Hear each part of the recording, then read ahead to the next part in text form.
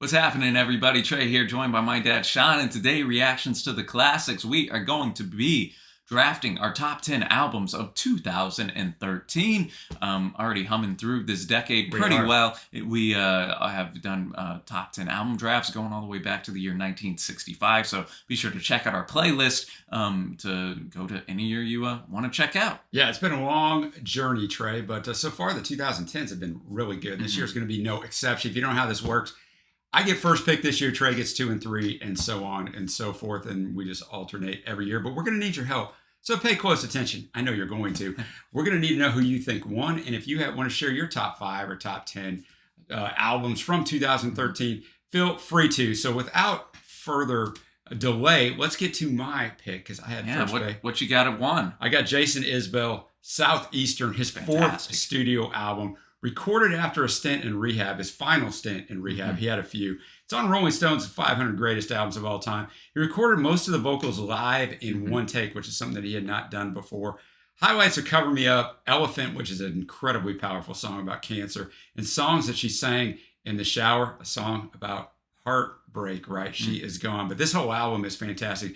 I've listened to this album, I don't even know how many times. I don't even know how I happened upon it, probably about a year ago. And I've listened to it, I don't know, maybe 50 times all the way through. Nice. So it was a pretty easy number one for me. I think Jason's very underrated. And don't go look at this album as some sort of country album. It's not really a country album, but did you kind of figure that's what I was going to pick at number 1? I did, yeah. And I mean, it would have been on my list as well. It's just fantastic lyricism, solid arrangements, and Jason, one of the better singer-songwriters of the past, I don't know, 15 years or whatever you want to say. So like that pick for number 1, I'm going with my first pick. Kanye West, Yeezus record, his 6th album, went to 1 on the charts.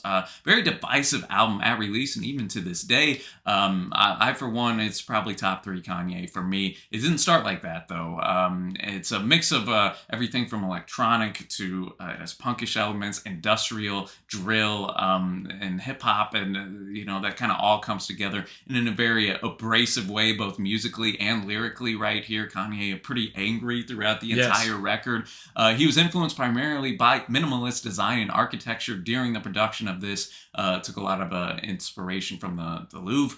He was staying at his private loft in Paris. And then 15 days before this was supposed to be released, he got the help from a guy by the name of Rick Rubin, you might have heard of him, to help strip down the sound of this record to make it a bit more minimalistic, and pretty much worked night and day for a period of about a week or 10 days or so. And you even have one half of Daft Punk on here who produced for the records and said that whenever he was there, Kanye was rapping, kind of screaming primally, actually. And, for me, I think the sampling on this is great. Strange Fruit by Nina Simone is on this, on Blood on the Leaves, one of my favorites. He also got On Sight, Black Skinhead, and Bound too. Yeah, and Trey, I did ask you about this album recently. I said, Trey, what do you think of this album? You said what you said. This is one of your top 3, but it wasn't at first.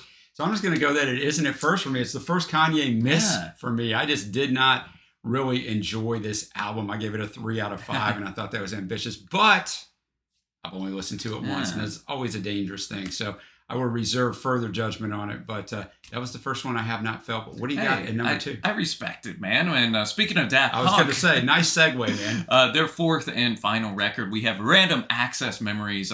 They were influenced a lot by 70s, 80s American music at this time. It definitely is pretty much like a modern day disco record, but you have elements of funk, progressive pop, even some soft rock in there.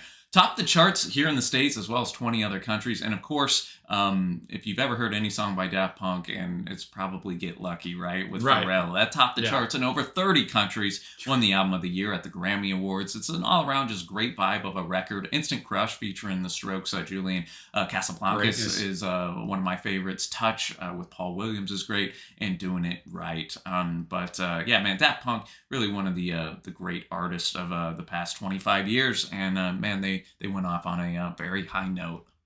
All right, my second pick is going to be The Wonder Years, The Greatest Generation, 4th studio album. It, along with The Upside, which is a previous album in 2010, and Suburbia, I've Given You All, and Now I'm Nothing. It's a trilogy that dealt with vocalist Dan Campbell's struggles of being scared, loneliness, and feeling lost. Their first album to crack the top 20, it went to number 20. Rolling Stones 51 on the greatest punk albums of all time. I would actually put it higher. For a pop punk album, it's long. It's 13 songs, 49 minutes. That's not long for an album like this.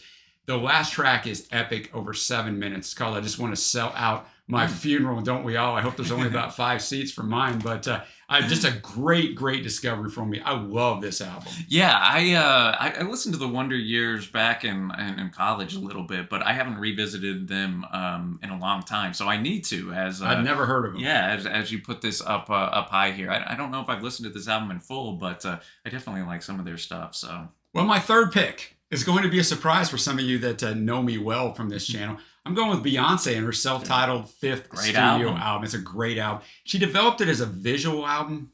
There's non-linear films that go with many of the songs, but they're not connected. Musical concepts on there. It's dark, intimate subject matter. Includes feminist themes of sex, monogamous love, and relationship issues. Inspired by Beyonce's desire to assert her full creative freedom. And there are definitely some NC-17 lyrics on here. I'm just going to warn you of that.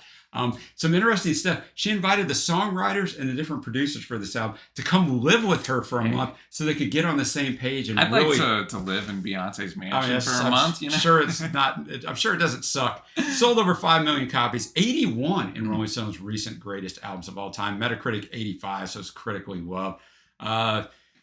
The collaboration of all these different people kind of led to contemporary R&B, electronic, soul music. It's a long album, and there's everything in here. Yeah, it's varied up genre-wise for sure. Definitely. You got Drunk in Love with Jay-Z, of course. You got XO, but there's a lot of songs on here I like. XO is probably my favorite somehow, it just is. So, yeah.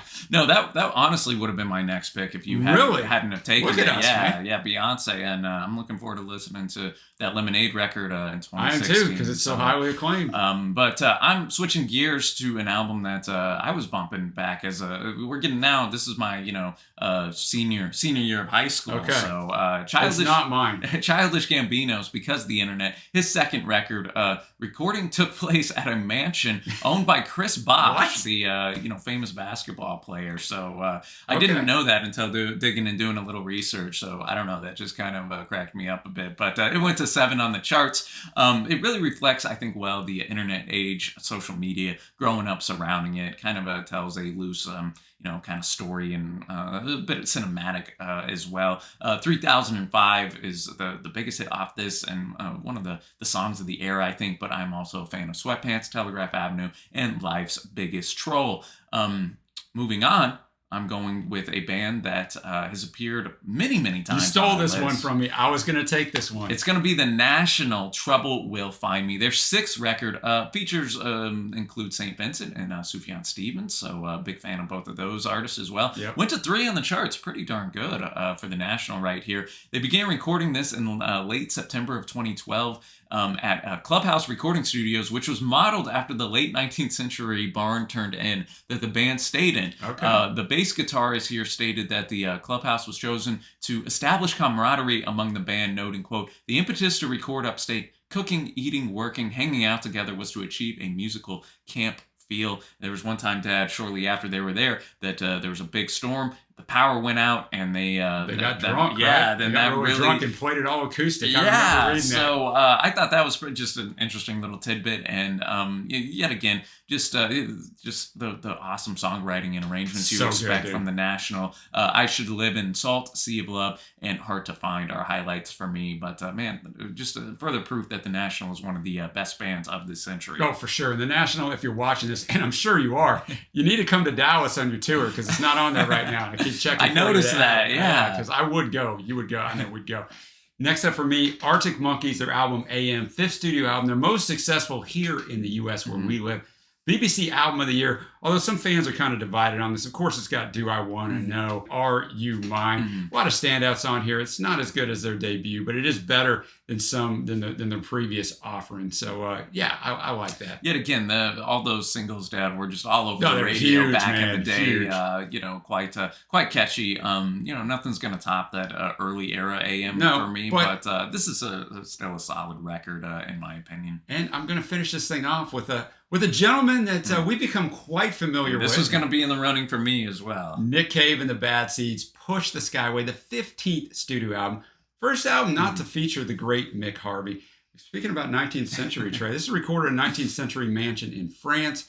Songs on the album were written over the course of 12 months and took form in a modest notebook. The notebook contained notes on the album songs, which were composed from, this is what only Nick would, Googling curiosities, being entranced by exotic English Wikipedia entries, whether they're true or not. The song We Real Cool also mentions Wikipedia by name. According to Nick, the songs illustrate how the internet, another internet, Childish Gambino, has influenced significant events, momentary fads, and mystically tinged absurdities, and question how we might recognize and assign weight to what's generally important. Now, this is 2014. If Nick would have saw TikTok, he would have had an even greater take than that. Oh, yeah. NME 9 out of 10. We Know Who You Are and the title track are great, but this whole album is a vibe. I mean, if you like Nick Cave, then you're going to like this. If you don't like Nick Cave, you need to get with the program because there's some fantastic music. 100%, man. Another stellar effort, and just shows the ridiculous longevity of Nick Cave. And he's still going to have. I can't wait till 2019 to listen to the Ghosting. Oh, same here, man. And I'm going to finish it off with a bit of a homer. You've done it. And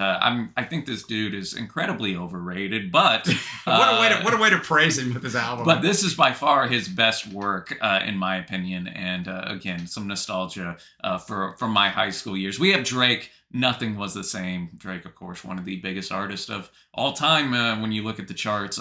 His no doubt third album went to 1 on the charts, influenced by Marvin Gaye on this. Okay. Drake noted, quote, "This is my effing moment to say if I wanted to rap all the time, really rap, I would. But I also love to make music. I'll do this for you right now, but it's for me too. It's my story. I'm trying to get back to that kid in the basement to say what he has to say. I'm trying to make it last." You know, Drake has a lot of those cornball quotes. I guarantee you. I had to put those one in, but you couldn't get away from Started from the Bottom or Hold On, We're Going Home. Those were, again, just all over, it was on NBA 2K. That's right, man, and just all over the radio. But my favorites on here are going to be Too Much, one of his best songs, featuring Sampa, and Tuscan Leather, the opener, show some of his best bars, Worst Behavior and Own It, I enjoy as well. Well, Trey, I always say this every year, and I listen to 30 to 35 albums, so I'm going to have a lot of honorable mentions on here, but I'll also tell you that the Drake album was not one that I listened to. I just didn't have the pleasure. Honorable mentions: Frank Turner, Tape Deck Heart, Laura Marling, Once I Was an Eagle, Suede, Blood Sports, Foles, Holy Fire, Phoenix, once again coming up on here, Bankrupt, Churches, The Bones of What You Believe, their debut, really good. Casey Musgraves. Oh, okay, some early Casey. Same trailer, different park. Justin Timberlake. The 2020 experience. I need to listen to that. Yeah. There's 2 different 2020 experiences. There's a part 2. They're long. Ooh, okay. Julia Holter, Loud City Songs, excellent. Lord. Hey, shout out. I love me some Lord. Pure heroin. Some that barely made the list for me, but the 1975 self-titled, I thought it was good. I kind of was expecting to be better, but Vampire Weekend, Modern Vampires of the City, and John Grant, Pale Green Ghost. If anything, just for GMF. Yeah, let's go, man. Mine gonna be Bring Me the Horizon, Sempiternal, My Bloody Valentine's record, MBV. I listened to that. I thought it was... Yeah. Earl Sweatshirt's Doris. The Front Bottoms, Talon of the Hawk. Got a full album reaction to that up. Queens of the Stone Age with a really strong effort and Like Clockwork. My guys Touche Amore with Is Survived By. Blood Orange, Cupid Deluxe, really strong effort. And then Chance the Rapper with Acid Rap. Bringing it to a close for me. But I think, again, Dad, as we're going through this decade, another strong year. Very strong year. Yeah, this decade has really, really shown out, man. So you guys know the drill. Tell us who you think won below. Give us your favorites. And if you're a patron, remember, one of these albums is going to be nominated for an album listening party that we do once a month on YouTube. And we'll be back next week with 2014 cruising along. And we can see the light at the end of the tunnel, man. 2022 going to be here before you know it on this list. So until next time, y'all, thanks for watching. Happy listening, and we will see you.